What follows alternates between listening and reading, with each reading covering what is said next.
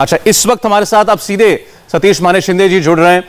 माने शिंदे साहब, आपका बहुत स्वागत है इंडिया टीवी पर। और आज आप लोगों की मेहनत रंग लाई है, इसके लिए आप लोगों को शुभकामनाएं, आपको बधाई। और आपने वो तस्वीर शेयर की जिसमें शाहरुख खान साहब नजर आ रहे थे। सब समझ सकते हैं कि उनके फैमिली के लिए बहुत मुश्किल वक्त था।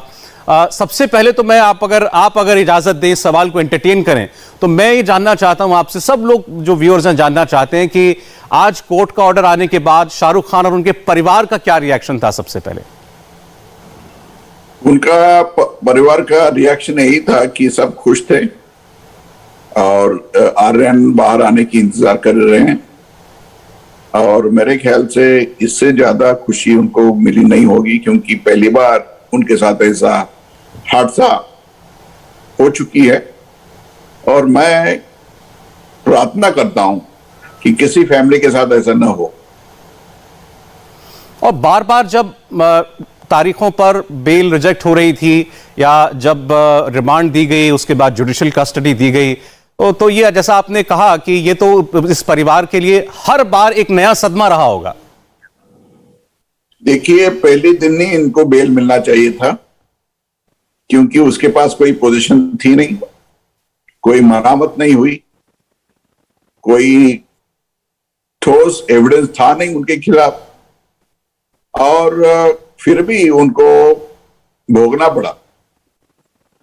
इसका बहुत मैं निंदा करता हूं कि एनसीबी ने उनको अरेस्ट किया, कोर्ट में प्रोड्यूस किया, उसके बाद मैजिस्ट्रेट कोर्ट को उनको बेल देना था, लेकिन वहां पे हम सक्सीड हुए नहीं, सेशंस कोर्ट में भी हुए नहीं, हमें हाई कोर्ट के दरवाजे पर खटखटा ना करना पड़ा। उसके बाद आर्यन खान को बेल मिल चुकी है और मेरे ख्याल से कल जब ऑर्डर निकलेगी उसके बाद जो भी प्रोसीजर है वो हम उसको फॉलो करके इनको छुड़ाएंगे। लेकिन जैसा माने शिंदे साहब ने खुद कहा कि पहले दिन बेल मिल जानी चाहिए थी। अगर व्यक्ति के पास से कोई ड्रग पोजेशन में मिली नहीं है, आपने कहा कि उनका कोई मेडिकल टेस्ट नहीं कराया जिससे यह प्रूव हो जाए कि उनके बॉडी में, उनके सिस्टम में कोई ऐसा बैंड सब्सटेंस है, तो फिर 3 हफ्ते क्यों लग गए? ये 23-24 दिन क्यों लग गए? उनका एनसीबी का आज कहना था कोर्ट में कि भले उसको टेस्ट नहीं करें हम लोग, क्योंकि हमारा आरोप नहीं था कि वो कंज्यूम कर चुके हैं, लेकिन वो कंज्यूम करने के लिए जाने वाले थे शिप पे। और हमने ही जज के सामने रखी कि शिप में 1300 लोग थे और हमें आर्यन खान को और उसके मित्र मंडली को शिप में जाने से पहले ही उसको रोका था और उसके पास कुछ बरामद नहीं हुई। और जो उनके कमरे में रहने वाले थे और 2 लोग, उनके पास भी कुछ था नहीं, इसलिए उनको छोड़ा गया था।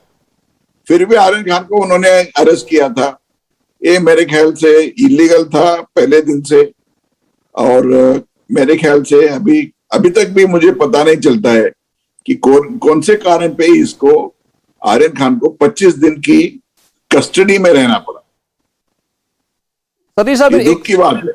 ये भी जैसा अभी आपने कहा कि वो शिप पे चढ़ नहीं पाए, उससे पहले एनसीबी के अधिकारियों ने उनको रोक के डिटेन कर लिया, अरेस्ट कर लिया। इसका मतलब एनसीबी इस इरादे से वहां गई थी कि आर्यन खान के दोस्तों को उनको रोकना है, उनको गिरफ्तार करना है।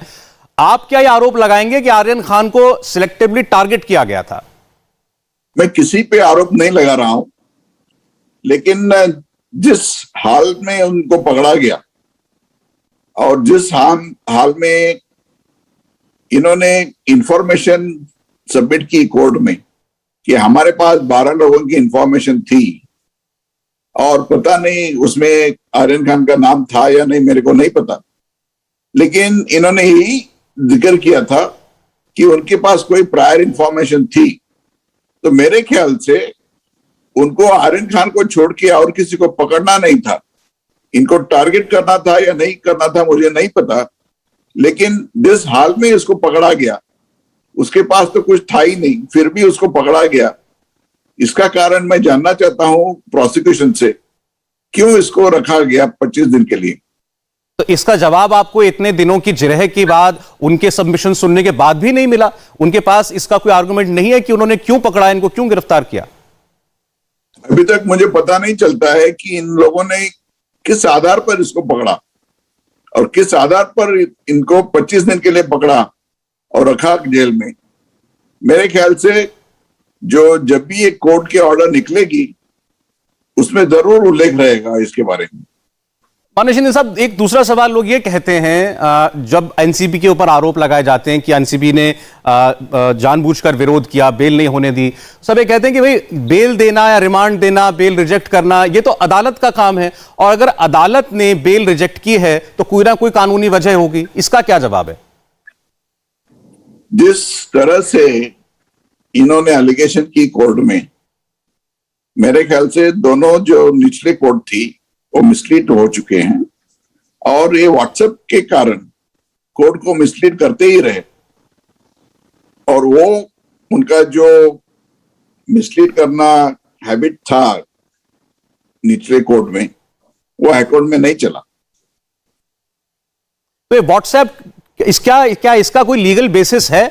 अगर एनसीबी ये कहती है कि ये व्हाट्सएप पर ड्रग रिलेटेड चैट कर रहे हैं किसी के साथ, अपने दोस्तों के साथ, जिसकी बिना पर उन्होंने ये भी कहा कि इन्होंने विदेश में किसी ड्रग पेडलर के साथ भी इनका कोई कांटेक्ट रहा है, इसका क्या कोई लीगल बेसिस है? देखिए, जो भी कांटेक्ट था वो उनके मित्र मंडली उनके साथ था, कोई इलीगल आदमी से था नहीं। और जो भी उन्होंने एक्सचेंज की थी वो कोई आधार नहीं है कि इसको पकड़ा जाए 25 दिन के लिए, और कोई इंटरनेशनल ड्रग ट्रैफिकिंग की पुरावा था नहीं, और मिलेगा क्योंकि था ही नहीं।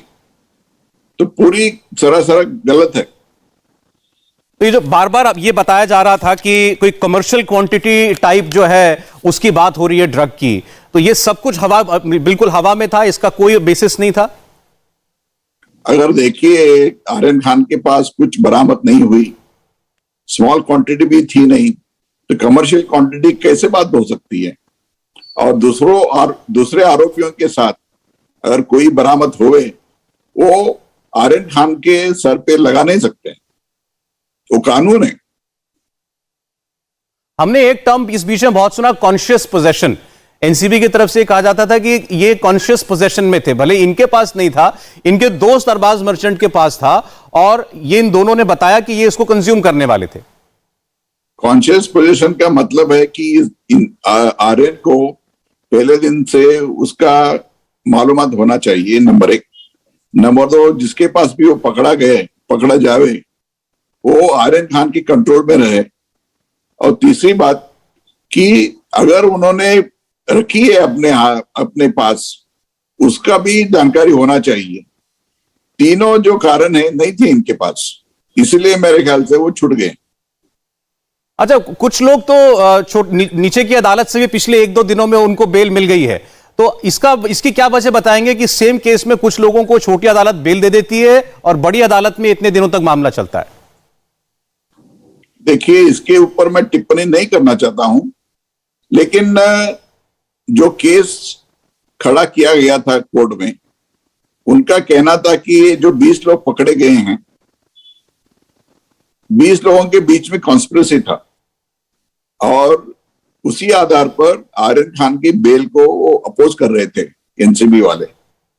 फिर भी निचले कोर्ट में उनको बेल दिया गया।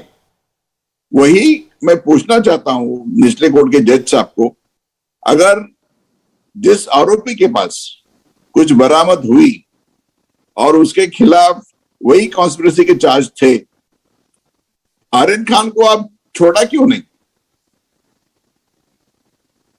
जी, टोटली गलत है। ये वाजिब सवाल है। It's a illegal ground to keep somebody in custody on that score. और मेरे ख्याल से टोटली ऐसे ऑर्डर को सेट करना ही चाहिए। जी, एक सवाल ये भी है माननीय शिंदे साहब कि इतना वक्त बीत जाने के बाद अब आगे इस केस का क्या होगा? क्या आर्यन खान को बेल मिल गई, उसमें कुछ शर्तें रहेंगी, या वो पूरी तरीके से स्वतंत्र रहेंगे? जैसे आप टीवी लोग बोलते हो कि कल तक इंतजार कीजिए, आगे जो भी होगी उसका हम इंतजार करेंगे, देखते ही रहें। और ये जो सारा तमाशा चल रहा है समीर वानखेड़े जी का, जिसको लेकर आप लोगों ने कहा है कि इससे हमारा कोई लेना देना नहीं है, उसमें एक महिला का नाम भी ड्रैग किया गया जो शाहरुख खान साहब की टीम से हैं, तो वो एक साथ साथ जो प्रकरण चल रहा था उसका कोई असर रहा आर्यन खान के केस पर? मेरे ख्याल से लगा नहीं है और हमारा कोई संबंध नहीं है उसके ऊपर। और जो भी हो रहा था कोर्ट के बाहर हो रहा था, कोर्ट के अंदर ऐसे कुछ हुई नहीं।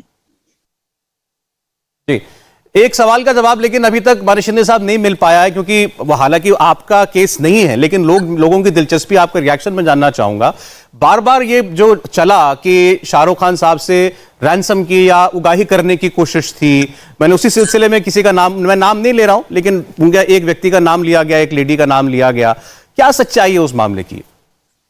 उसमें कोई सच्चाई नहीं है, और अगर ऐसा कोई होता तो हम थोड़ी चुप बैठते, हम पुलिस में कंप्लेन कर देते इसके बारे में। तो आप कैटेगोरिकली डिनाई कर रहे हैं शाहरुख खान से या उनकी टीम से किसी ने पैसे की मांग नहीं करी? डिनाई करता हूं कि हमारा इनके साथ कुछ लेन देन नहीं है।